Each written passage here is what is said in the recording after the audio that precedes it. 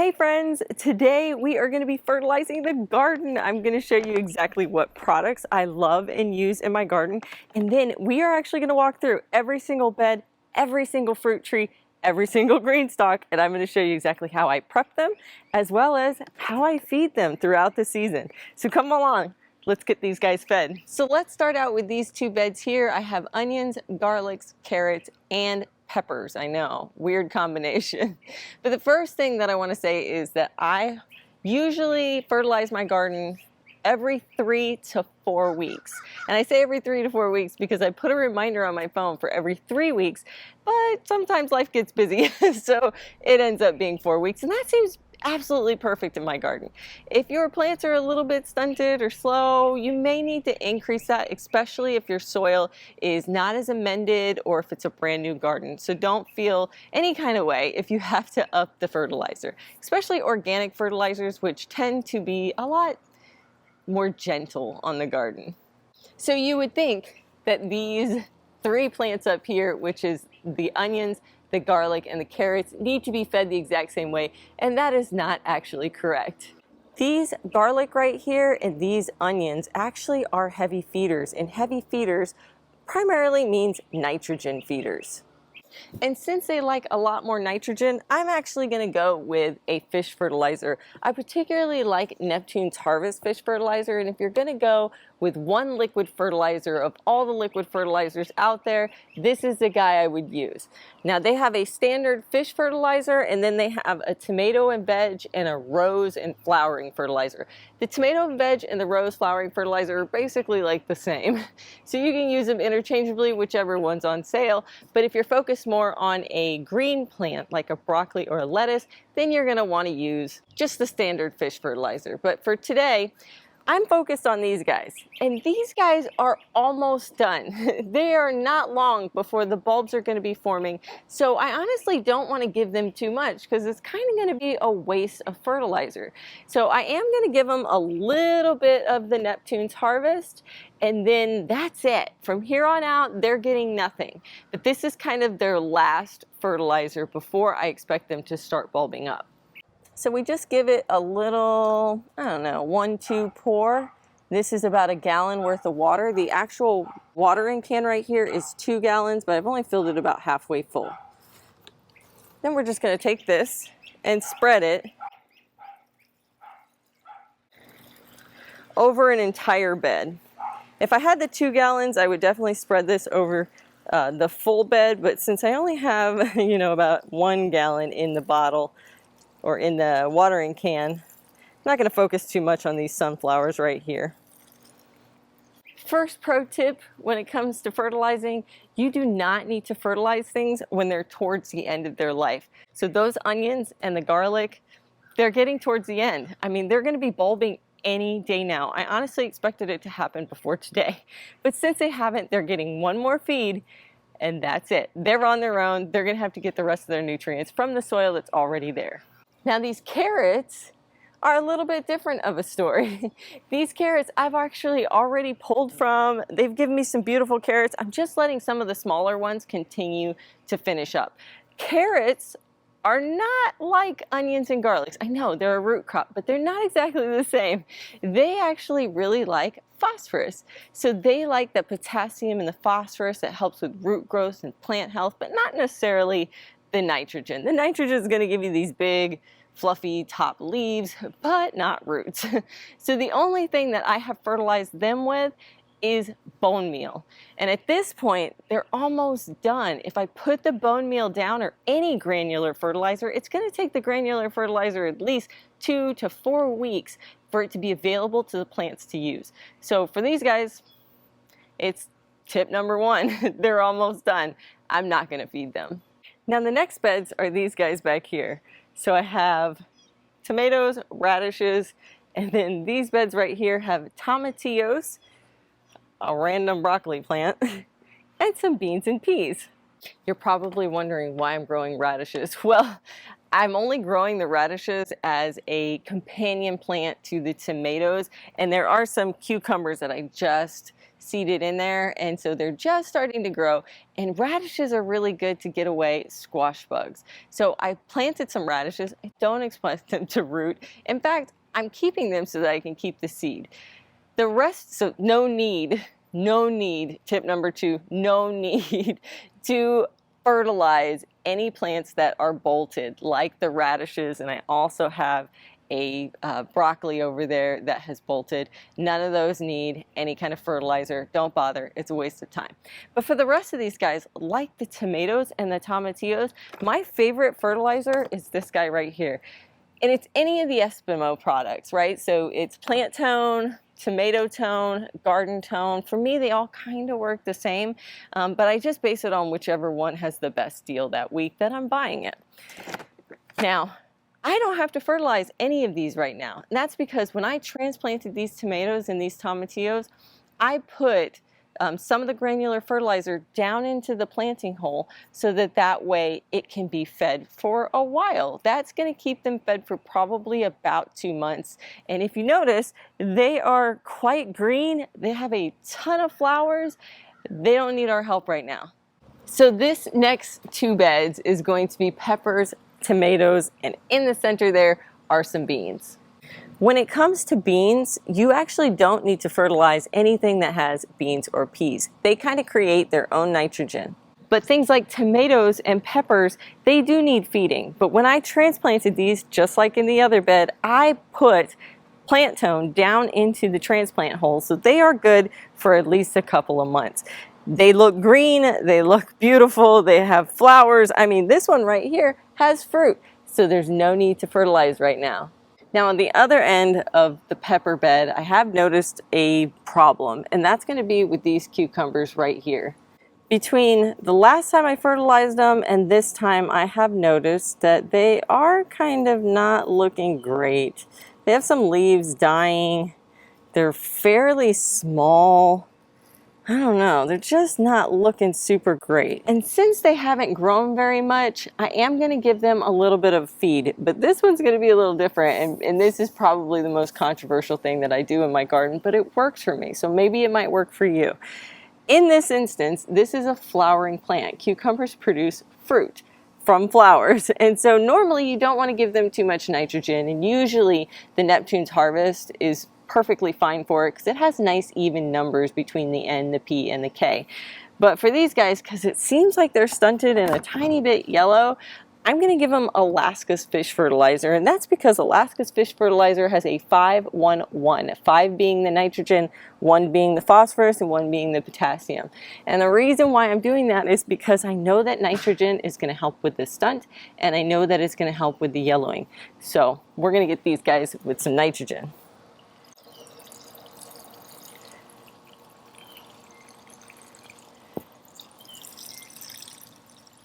Now for the following beds, that's bed 7, bed 8, and bed 9.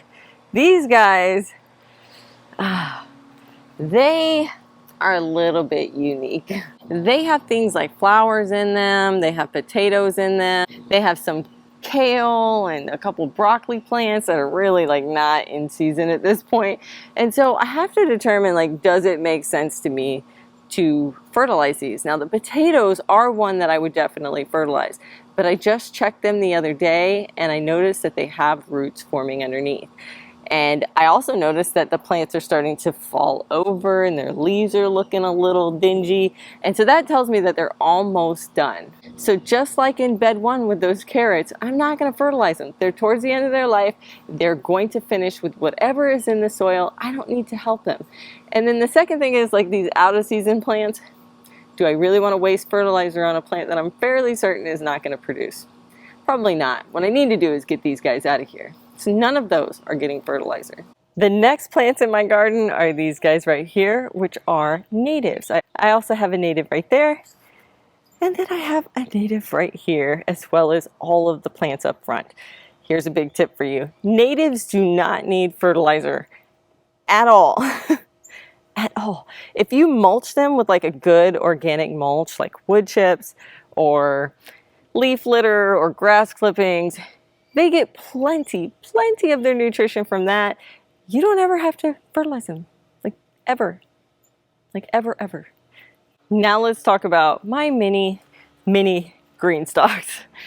Tip number one when it comes to green stalks, I grow a lot of flowers and a lot of herbs in my green stalks, and I don't fertilize flowers or herbs. I don't know why. I just always felt like they don't need it. They have almost never looked any kind of way that led me to believe that they need fertilizer. Now, I do refresh the soil. And what I mean by that is about once a year, I will take the tiers apart. I'll check to make sure that the watering basins in between the tiers are not clogged. I'll clean them up. And then at that point, I usually will add a nice little layer of compost on top or my favorite granular fertilizer, and I do about half a cup per tier. That keeps them fed for a year, might be 2 years. It's been a while. I don't particularly enjoy taking apart the tiers, so I do it as minimally as possible. And for me, I have found like every year or two, taking them apart and adding that compost and that granular fertilizer does them just fine. Now, if you're growing something a little more feeder friendly, and I'm referencing this guy right here, these are tomatoes. And these tomatoes aren't looking super happy. I have a lot of yellowing. Some of it's green. I have a lot of this like curling at the end. They kind of look a little sparse with the leaves. They've got a lot of like little disease. And a lot of that is telling me that these plants are struggling a little bit. And usually, even if it's a disease or a pest, that struggle usually means that they're not happy. They're not doing quite right. My first impression is that they're not getting enough sun. But to be honest, they've produced like so many tomatoes. I'm shocked that they're doing it. It's only 3 or 4 hours of sun right here. But I'm kind of thinking, you know what? It's probably not that. It's probably fertilizer. And I'm going to test that theory because I am going to feed them with a granular fertilizer. And the reason I'm using granular rather than liquid this time, because traditionally I would use the liquid, the Neptune's Harvest. But I want to use granular because we had the biggest rain in so long. I no lie, it was probably like 4 inches of rain, and these things are sopping wet. I do not want to add any more water, even if that water includes a liquid fertilizer. It's just going to wash it out. So instead, I'm going to take advantage of that extra water and rain. I'm going to put granular, because granular will break down faster when the soil is moist. And so if you do have a pretty waterlogged plant, instead of keep adding water to it, put some granular fertilizer. Let's go grab our favorite one. So all I'm gonna do, I have like a little cup in here. I'm gonna head down to the base of this plant, and I'm just gonna sprinkle in that amount of fertilizer, and then with my hand, I'm just gonna scrape it in. We're gonna do the same one over here.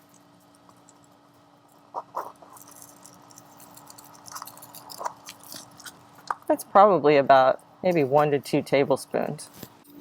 Let's not forget this one right here. And I don't really like to get it on the actual stem, so I kind of push it away and then bring the mulch back over to it. Down here. And then we have this little guy right here. Last but not least, this guy's going to get the rest of it. Now, I'm not going to do anything with this pepper plant or these potato plants. Oh, well, look at that. First flower ever. This thing has never flowered. It has been in here. All these plants have been in here since November, and the peppers have just looked really sad and pathetic, so I haven't really been focusing on them. I need to pull them out. But now that I have a flower, I'm intrigued. So I'm going to let it sit for a while. I'm still not going to fertilize it. I'm not going to do anything to it because honestly, I expect it to die. And so I'm not going to waste, you know, expensive fertilizer on a dying plant. Now this behind me right here is the strawberry and the blueberries, and I'm gonna add into that blackberries down the side of the house. And for them, I like to use berry tone. Berry tone works phenomenal for pretty much any berries. It is so good. I don't know what is so magical about it. I think it does do a little bit of like pH balancing of the soil, which berries particularly like, including the blueberries. So what I like to do is when I tear this apart, separate it, I will put a good 1 cup of barytone into each one of the tiers. And in the blueberry plants, I usually put about a 1/2 cup. But I only do the blueberries once a year. They're not super heavy feeders. In fact, if you overfeed them, you can get a lot of green, not a lot of berries. So what I do for them is I top them with pine bark, coffee grinds, you know, anything that's going to make them very acidic. So what else do I use? Soil acidifier, peat moss. There is no soil in these guys. It is straight peat moss, pine bark or pine shavings. You can use pine needles, coffee grinds, just stuff that's acidic. And that's what it grows in. And it has finally started to look better. I don't know if you guys remember these guys looking really sad and pathetic by the side of the house, but I pulled them out and I put them in here. So I very minimally fertilize them with the barytone, and the strawberries get it 3 times a year. Once before they fruit, halfway through their fruiting season, and once they're done fruiting. So they're almost ready for the next round of fertilizer, but I'm gonna wait until all the berries are done. The next thing we need to fertilize are all the trees. So we had peachy right there, and then behind my shoulder we have plums, loquats, mulberries. On this side we have the blackberries, which we use barytone for. We have that giant elderberry. And then behind me I have an Indianberry and a lychee. The tip when it comes to trees is that they need to be fertilized about 3 times a year. Once before they start fruiting, so right when you start to see those flowers, or right before when you see the buds, that is a great time to fertilize. And then about halfway through the season when their fruit is formed but still kind of small, that's a great time to fertilize. And then your last time is going to be after you've picked all the fruit, right around fall, depending on the fruit, because they all produce at different times. So I have 3 trees right now that need to be fertilized, and so I'm going to use Job's Fruit and Citrus Fertilizer. It's a great fertilizer, it's organic, and it seems to work really great for me, so hopefully it works good for you. So let's get some fertilizer on Peachy. And all I do to fertilize Peachy is just I sprinkle some at the base of her tree. That's it for her. For the plum, same thing.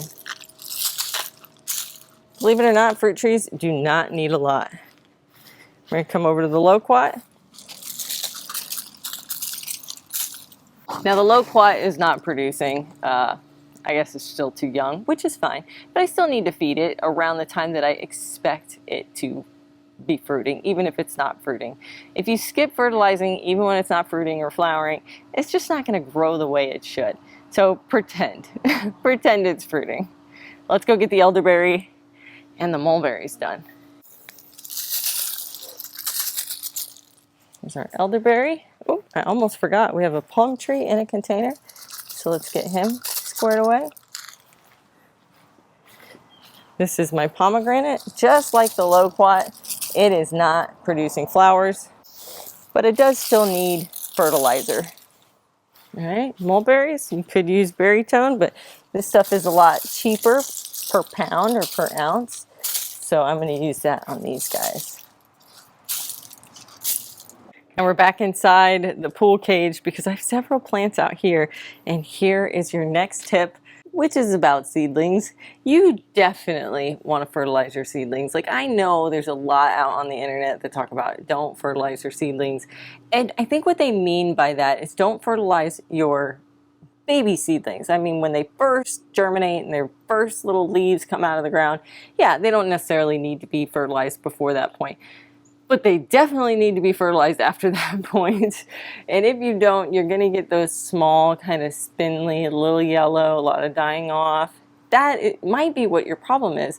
If you don't already put some fertilizer or some compost into the soil of your seed starting mix, your babies are probably starving.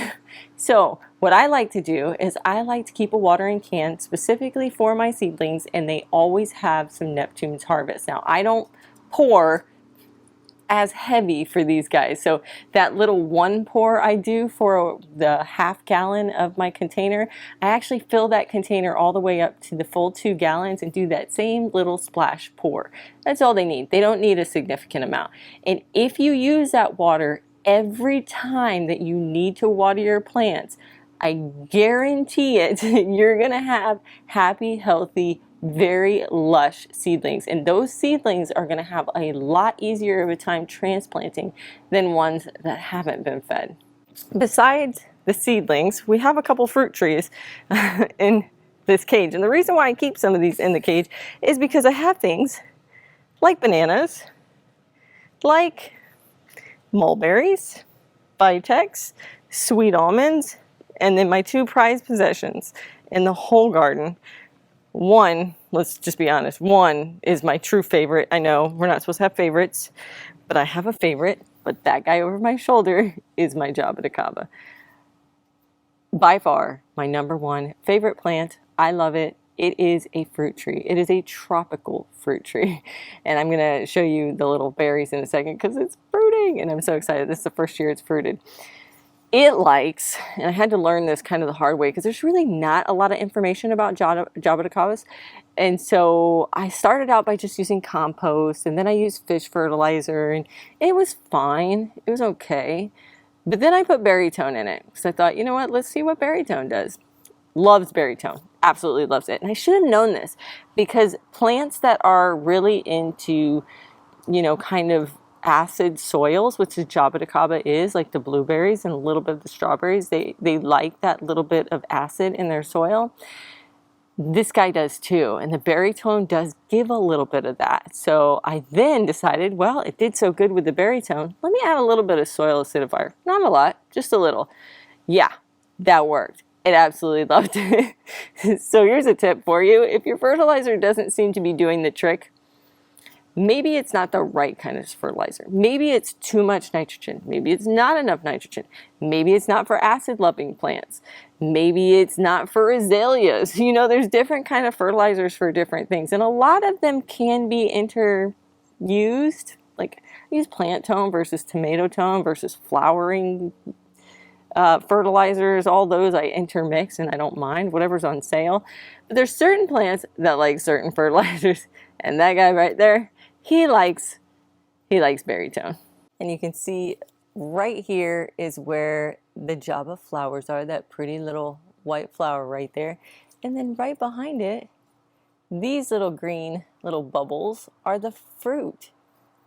I'm so excited. I cannot believe it fruited this year. I'm so excited. Jabbas can take 8 long years to fruit. 8. And this is the first year that this guy has fruited. And so I am beyond thrilled. It's not a lot of fruit. I understand that. But it will become a lot of fruit. Now that I know how it likes to be fertilized, and I know that it likes more acidic soil, I'm going to do some things different. I'm going to give it the berrytone. I'm going to give it a little bit of light soil acidifier, and I'm going to throw some coffee grinds in there because that's exactly what I'm doing for my blueberry, and my blueberry is thrilled with that way. So we're going to do that with this guy, and I bet you by next year I'm going to have a ton of Jabba fruits. Now, this one right over here. Oh, it's like a little bit of a jungle in here. That's my banana tree. And I've tried all kinds of fertilizers on my banana. I've tried fish fertilizer, plant tone, tomato tone, Alaska's fish fertilizer, urine, compost, everything. And you know what has worked the best? Compost. I don't know why it is. It absolutely loves compost. It grows so well in compost, but not like any compost. If I were to put like Black Cow or Vermont compost, it does okay. It's like, yeah, all right, yeah, we're good. But if I use my homemade compost, it grows like a weed. And so my suggestion to you is if you have bananas planted out in your yard and you don't have a compost pile or a compost tumbler or anything like that, just go ahead and bury your food scraps right next to your bananas or on top of them, and then just cover it with some soil or some straw, some hay, some dead leaves, whatever you have. Create your own compost pile right up in front of your bananas, and they are going to thrive. So if you learned something new about fertilizing, or this gave you some ideas of what you can do in your garden to better fertilize your plants, make sure to give me a subscribe. It really helps with the channel and I would truly appreciate it. And don't forget to hit that notification bell so you get notified whenever I put out a new video. I hope you guys had fun. I hope you learned something. And I would love to learn from you. What is your favorite fertilizer? Head down to the comments and leave me a note. I'd love to hear from it. Happy gardening, guys.